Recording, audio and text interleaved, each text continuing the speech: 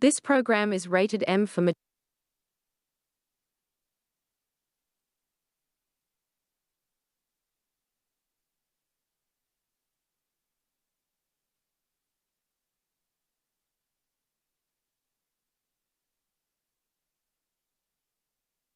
This program is rated M for mature audiences.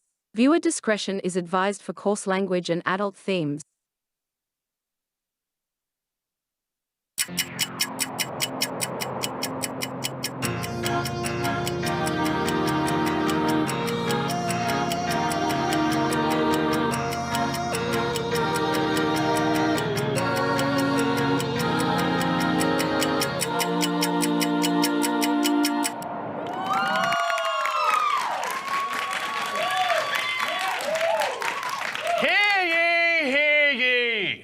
Welcome to Through the Ages, the show where we dive through the ages to explore the news, the scandals, and the facts of each era.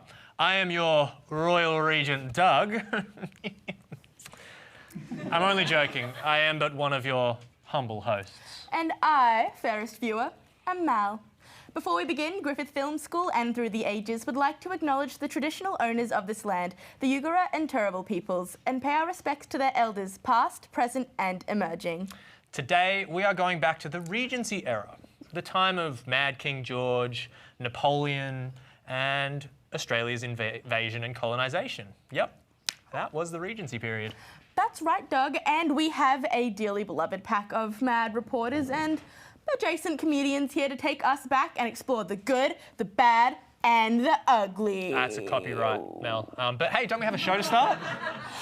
We do indeed, so buckle up, folks. This one's going to be a doozy. Let's have a look-see at what's coming up today on Through the Ages.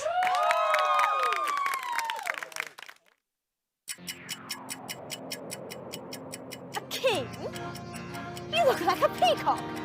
Can't even keep themselves from killing each other.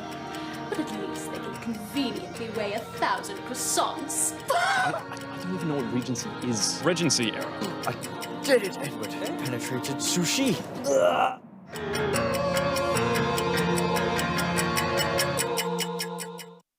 It looks like we've got some cool stuff up right ahead, Mel. Yeah, looks like it.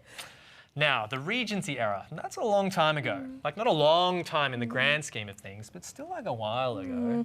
Yes, well, the period between 1795 and 1837 to be specific. And yes, to the history buffs in the audience, the actual Regency of George IV was from 1811 to 1820. But we're using the broad definition. Deal with it. Just a few years after the New World decided it didn't like tea and threw it all in the harbour. Go Celtics. Now, Doug, it's not actually our job to be giving the people a fine education. That's the public education system. Now, why don't we... Wait, what? Sorry, Doug, we've got to cut this short. We have some breaking news. All right, let's head over to the news desk with Layla for hot news.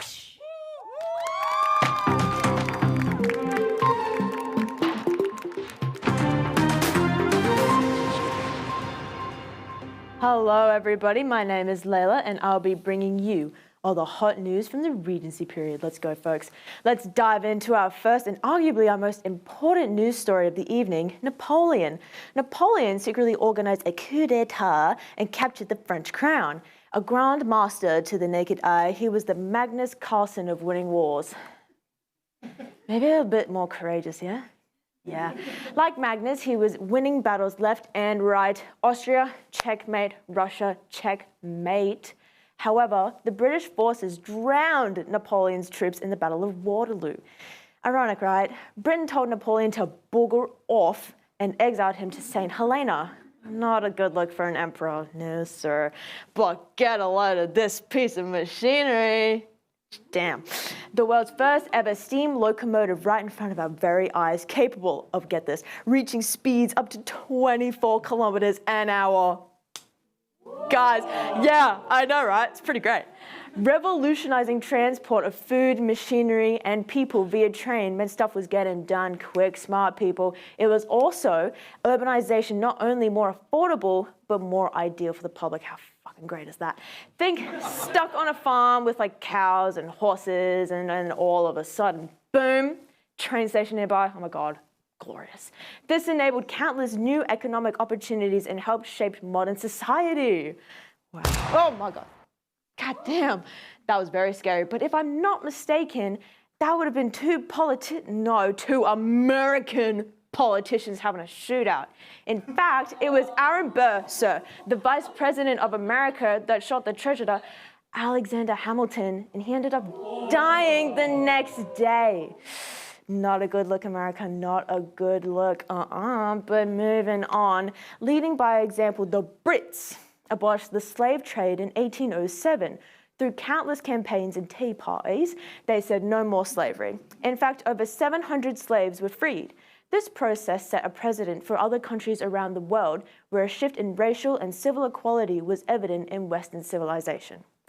Moving on to something a bit more explosive, Mount Tambora of the East Dust Indies, now known as Indonesia, erupted in 1815. What looked like a fireworks show ended up becoming a horror story, killing around 70,000 people.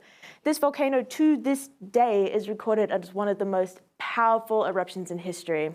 While the initial blast only killed 10,000 people, you see these red rings here? Yeah, let's say you wouldn't want to be in the middle of that, I'll tell you that right now. If you were, it meant no food, no water, endless blistering volcanic winter. It sounds great, right? No. It was very bad, and it was known as the year without summer. But shit, hey. And finally, why not finish off with a bit of Australian history, eh? Yeah. In 1808, a band of convicts and officers rebelled against the Australian government. Let's go. This was famously called the Rum Rebellion. And well, it's fair to say that rum and politics never go well for anyone. Within a few weeks, the rebellion was overthrown and rum was unofficially taken off the menu for the next few years. Oh my God. I know, it sucks, hey. That's all from me today. Now I hope you learned another thing or two. And how about we head now to a recreation of Regency's most scandalous and newsworthy moments. We bring that to you through Scandal of the Week. Yeah.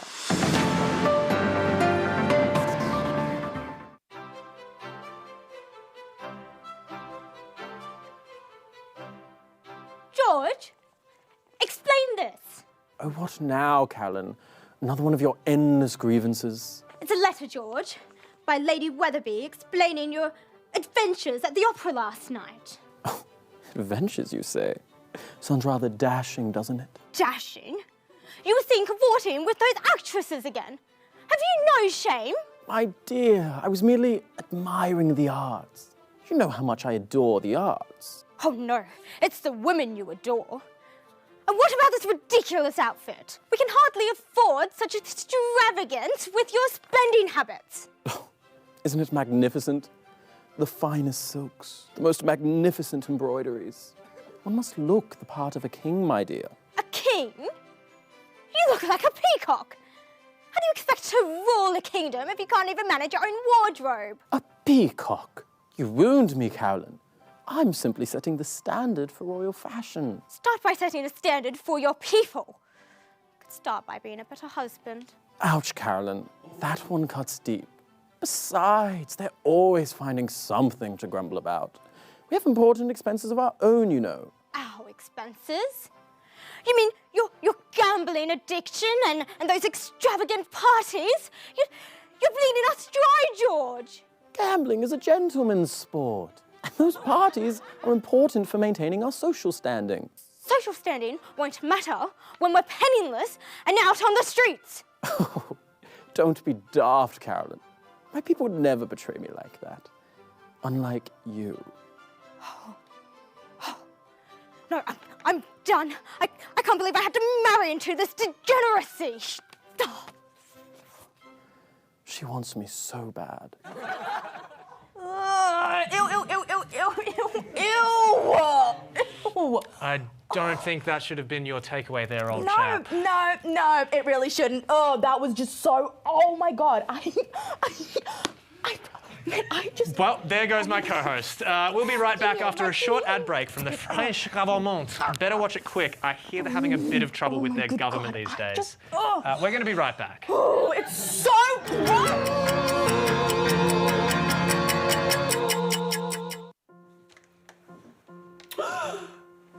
My fellow lawmen, this is fucking genius.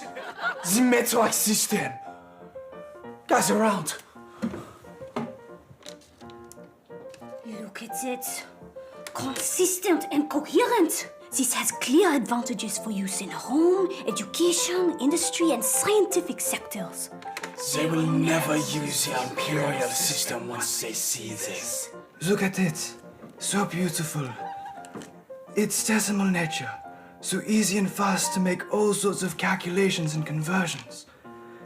All for selling this genius system to the British, we can unify trade and currency conversions. Hear, hear!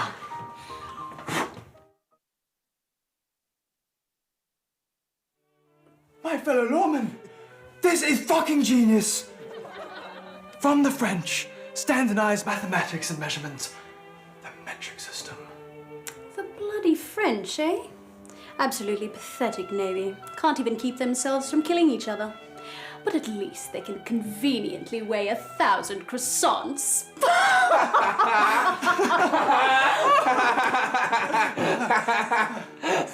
Well, you know, honestly, for me, I think that this metric system thing is a whole bunch of just fucking bullshit.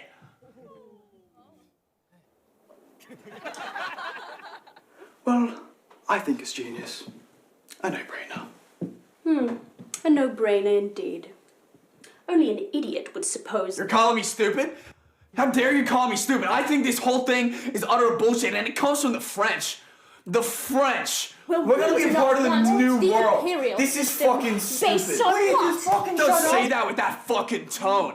I care about You freedom. know how to stir your Let me tell you, can I speak? Shut up! Where is your science? I just think it's a little bit gay.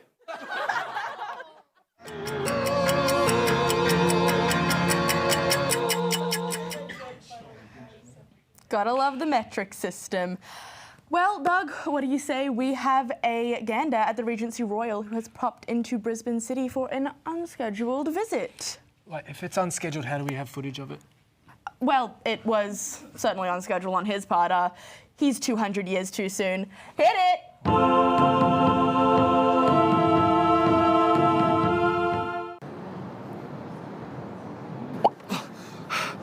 What the devil just happened, Edward? No, I had a cup of tea in my hand, and I was in the royal garden. And where are we? Where are we? Look.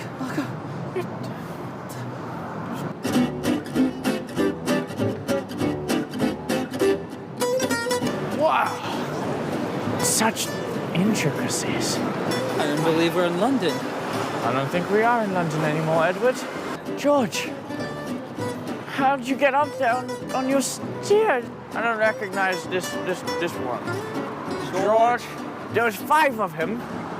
I only see one. 1910 to 1936. 1936, that must be when we are.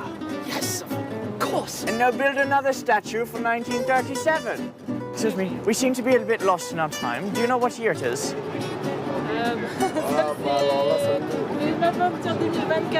Oh.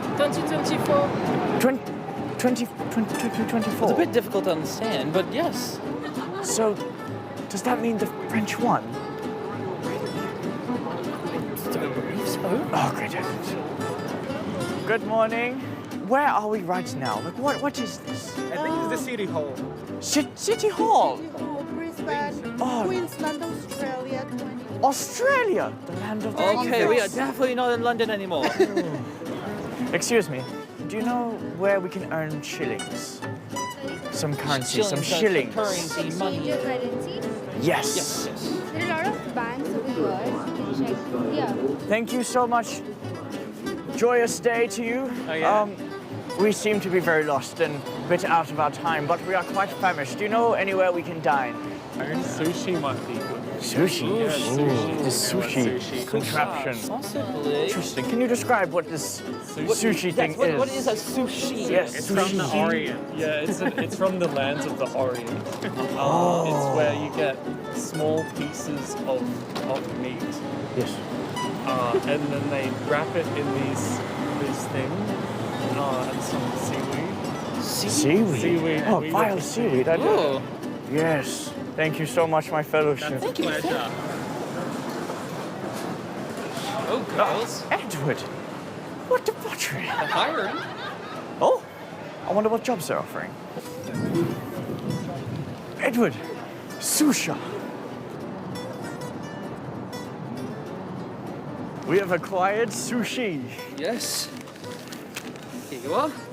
They gave it to me. I'm not sure what tools it is in here. Grabbing. Yes. I did it, Edward. Okay. Penetrated sushi. Hoorah. Absolutely delicious. Are you okay, Ernest? Good heavens. Cool.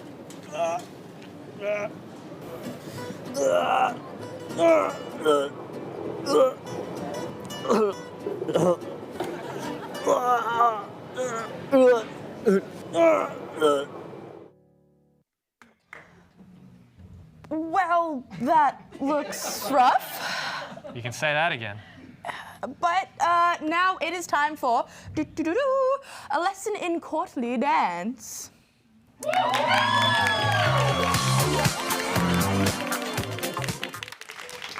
That's right, we have here with us today Dr. Heather Blasdale-Clark, a cultural historian with a focus on Australia's European dance legacy. Wait, isn't she on a bunch of committees too? Yep, she's the Australian representative for the InStep research team and a bunch of other Australian credentials. Wow, highly qualified. And didn't she bring her son with her? She sure did indeed, the talented Mr. Roland Clark. Here is an accompanist. Everyone give it up for Dr. Heather and Mr. Roland! Dr. Heather, can we call you Heather? Yes, please do. Excellent. So how are you doing today? Very well, thank you. Excellent. We're glad to have you here. And Roland, how are you doing tonight? I am very well, thank you. Wonderful. Fantastic. Now, what can you tell us about the Regency Era dance that we're going to be doing tonight? This dance is called Port Jackson, so as in Sydney Harbour. It was published in London in 1796, and it's a very typical example of a Regency dance. Often dances reflected the current affairs, so people in England were interested in what was happening in Australia, so we have Port Jackson. Fantastic. Nice. Now, I believe the plan was a live demonstration, yes? Mm-hmm. Well, I got to warn you, Mel. They called me Disco Doug in high school. ooh, yeah, I'm sure they did, Doug. Well, as this dance requires 4 people, here to help us is Layla from the news desk. Excellent. So I guess take us away. Now, this is a long ways dance, so normally you would have quite a long line of people and we'd all dance together. So we have a line of gentlemen facing a line of ladies, and we're going to start by turning by the right hand. And then we make a right hand star. And then by the left hand. And left hand star. And now the ones are going to lead down the middle. Number 1. Yeah, Doug. And then we turn face, slip up.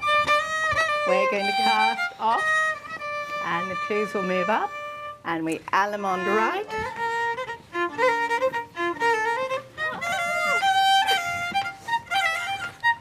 And here we go again. You'll be the ones. So right hand turn to begin, right hand turn. And star.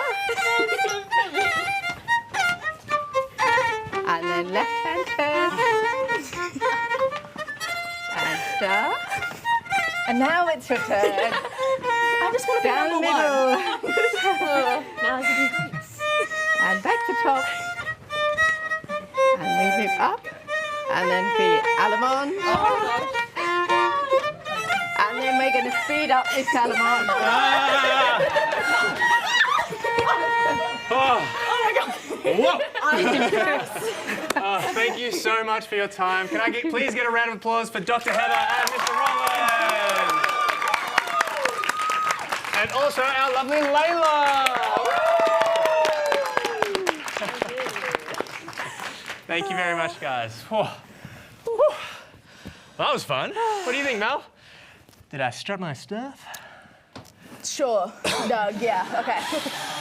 Well, now I believe it's time for the tables to turn. We've heard from the experts. Now let's hear from the plebs. That's right, our intrepid reporter has ventured into sunny South Bank to see what you know about the Regency period. Take it away, Bjorn.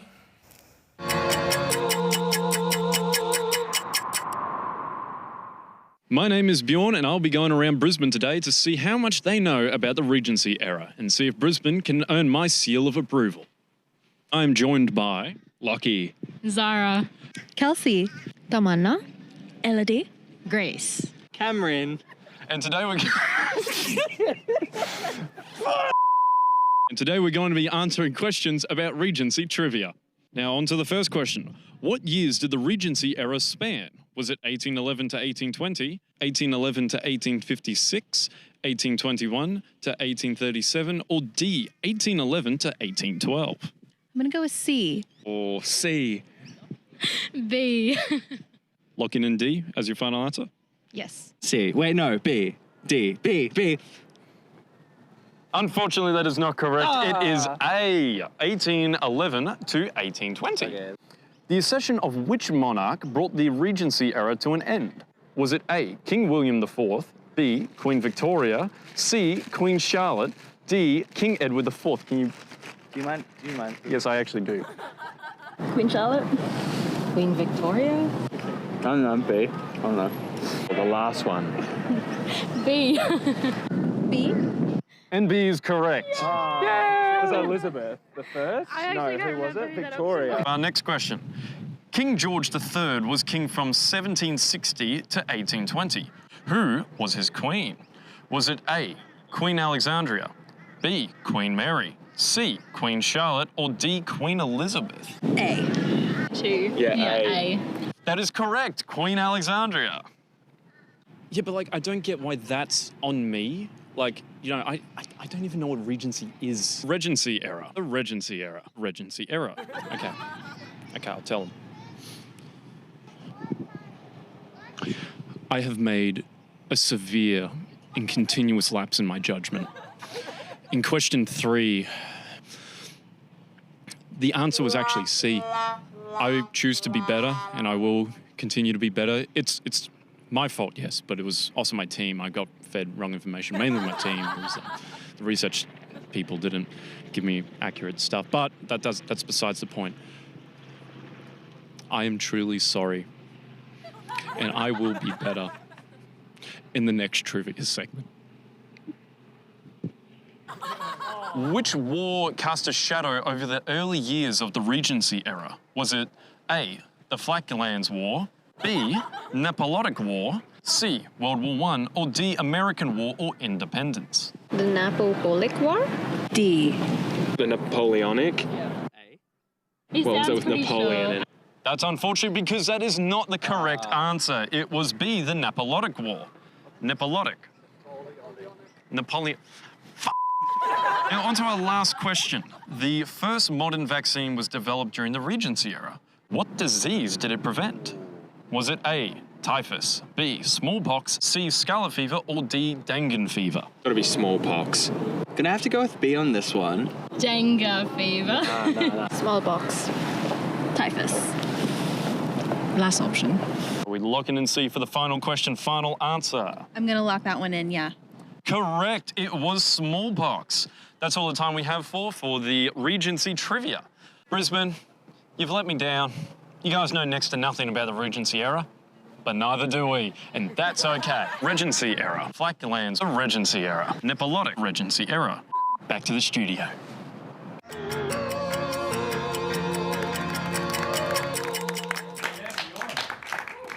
Well, that was totally not a scathing review of our education system.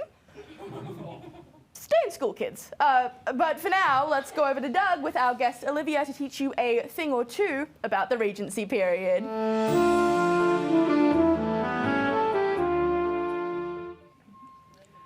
Good evening and welcome back to Decade in Review. We are joined by a Regency enthusiast. Please welcome Olivia. Thank you for having me. We have tons to talk about. The Regency era was actually a blossoming time for technology, medicine, and it actually was the beginnings of today's modern society. Is that so? It definitely was. Antarctica was discovered in the Regency area by a Russian Antarctic expedition in 1820. The dinosaur mania began. So the first image of a dinosaur was actually published in 1824, which was really awesome. And the first American typewriter was created in 1829, which gave way to tons of classics from Mary Shelley, Edgar Allan Poe, and notably our great Jane Austen. So classics, but you didn't mention Twilight. Well, what the Regency period considered a classic Right, might be okay. different by today's standards. Okay. But the debut novel Sense and Sensibility from Austen was in 1811 and Pride and Prejudice was in 1813. Oh, yes. I do love Mr. Darcy's hand flex in the 2005 adaptation of Pride and Prejudice. Yes, that is certainly classic.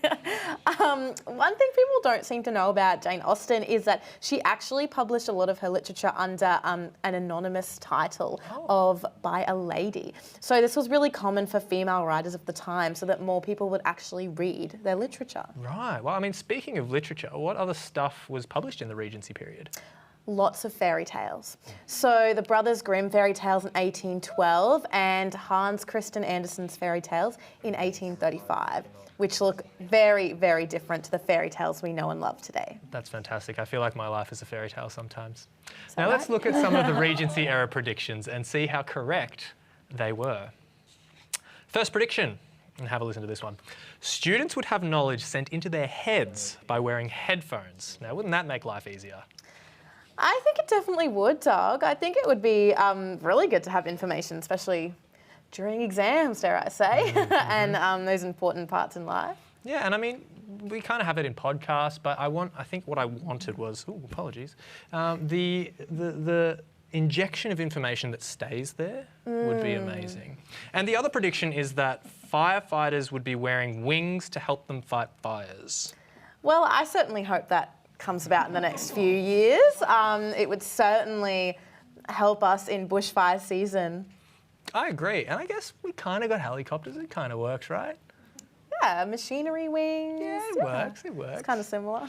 Well, those from the Regency would probably be disappointed that society has not advanced as far as they would have hoped. And that's all we have time for. But before I leave you here, can I get a round of applause for our wonderful guest, Olivia?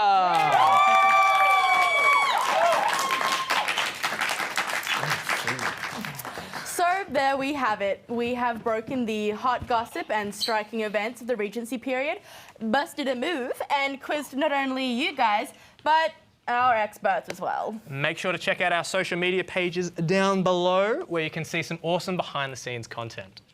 We will see you guys next, right here, same time, same place, tomorrow. That's right, here on YouTube, 7:30 p.m. Tuesday, when we'll take a look at the 60s. My name is Mal. And I am Doug. And that's all from us, folks. We'll see you all tomorrow as we take you through the ages. Bye. Bye.